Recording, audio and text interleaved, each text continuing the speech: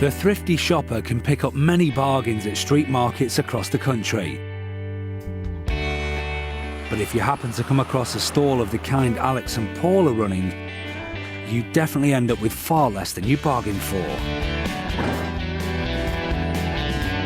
This is the Jam Auction. The Jam Auction is a simple street market rip-off where the customer parts with their cash and gets nothing of value in return. Today our stall-holding hustlers are trying to demonstrate how easy it is to hook people in with an empty promise. They'll have you believe that if you get involved with their auction, you'll be rewarded with a high-value bargain. In fact, that bargain never materialises and you'll walk away with less than you started with. It's a beautiful scam and it relies on people wanting something for nothing, which of course they don't get.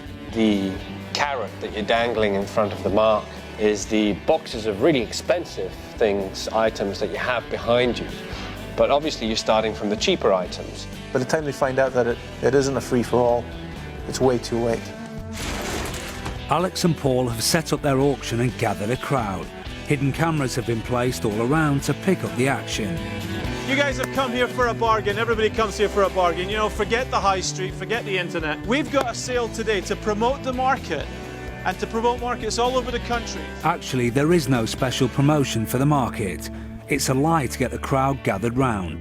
And soon they've got their punters who are ready to buy the attractive bargain electronics on view. That's a cosmetic kit. If you went to the high street, you pay a £5 for this. It's got everything. Paul starts spieling the crowd to get them interested in his auction. He's offering a very cheap deal.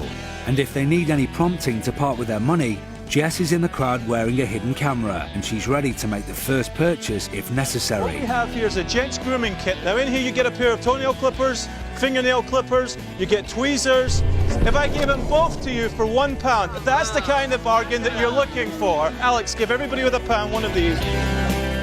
He's selling both a ladies' and a gents' grooming kit together for the grand price of £1. Now we're here to promote the market today, but we're going to give you the bargain of a lifetime. Stay with us. Once again, Paul mentions the bargain of a lifetime is coming up. When you've got your bag, put your hand up. Very important. Everybody, come on. If you're happy with your purchase, keep your hand in the air and say, I'm happy. And now he's introduced his catchphrase. Alex, everybody who's happy, give them their money back. But you get your money back. Here's your £1 back. £1 back. £1 back. Support your local market. After getting 2 products for the price of 1 and then getting their money back, the crowd can't believe how good this auction is. If they're getting such a good discount on these goods, how cheaply will they bag the electronics in the back of the van? This is the kind of thing that companies buy for their executives. This is a 20 set of classic pens. We're going to take it one step further. That's a desktop calculator. Now the hustlers are selling 2 more items for a £5. Give us a £5, put that in your bag, and just like that. Come on, everybody. And put your hand up if you're happy, come on. And again, the catchphrase comes. Hey, Alex, give them their money back. And again, the money is returned to the crowd. We're going to give you a bargain you will not believe, I guarantee it. It's classic, it'll never age. It's Italian glass. You can hear it from there. It's a beautiful piece. Like teaching a dog to do tricks, the crowd learns through repetition and reward. Every time they buy something, they say they're happy. And Paul gives them their money back. Give them their money back.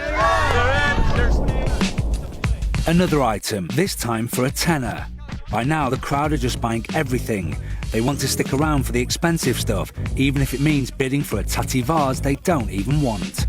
And after all, it's all free anyway. The hustlers just keep on giving the crowd and their accomplice Jess their money back. Hand up if you're happy. Alex, give them their money back. Who's happy? The crowd are all carrying on faithfully with the auction. They're sure the electronics will soon come on sale. Don't forget the bargains are coming. We are giving you the bargain of a lifetime, right? Right. Finally, Alex gives the crowd a sniff of what they want. Now, what's next? We're going to go to the... MP3 player. No, we'll go to the watches first. But Paul wants to sell the crowd a watch each first, instead of the MP3. These, if you went down the street, I saw exactly the same models down the street for 60 quid. Now remember, we're here to make you happy. We're leading to the big bargain. If you want to be happy, take £20 out of your pocket and buy one of these watches. The crowd are about to buy a watch for £20 each. If things carry on the way they were, Paul will give back their £20 and move on to the MP3 players next. but they will all have to buy a £20 watch first. The watches have flown out of the van. Alex has shifted £400 worth. It's time to move on to the next load of goods. Or so the crowd thinks, but our hustlers have a surprise in store. Who's happy? Let me see you. I can't hear you. Let me hear you. Who's happy? Well, folks, if you're happy, we're happy. Thank you very much. Take care. And so our hustlers have brought the hammer down on this auction. Instead of giving the £20 notes back and moving on to the MP3 players, they've disappeared with the cash. Everyone in the crowd is left a bit bewildered, but content enough. After all, they've got a bag of goodies worth at least £20, haven't they? The beauty of this scam is that when the auction is over and they're left with that bag of stuff, they're really thinking that they wish the thing could have gone on so they could have got more of what they were looking for in the first place. Only until you point out to them that the true value of all the stuff that they've got in their bag is probably about £4. They paid 20 for it, and also they didn't want that stuff in the first place. Yeah. Then it becomes a different story. Now that you've told me I've got a £5's worth of stuff for 20 quid, I'm not happy.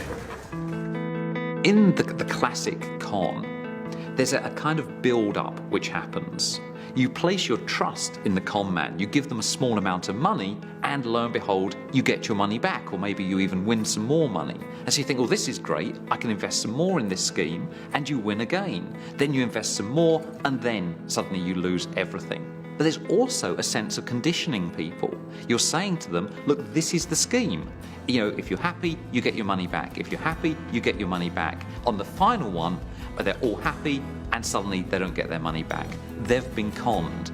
But of course, along the way, all the time, they've been telling you, the marks have been telling the con man, we're happy. Yep, we're satisfied. And so even at that end point, when they've been conned, they may be able to convince themselves they are happy. They haven't been conned. In that sense, it's the absolutely perfect con.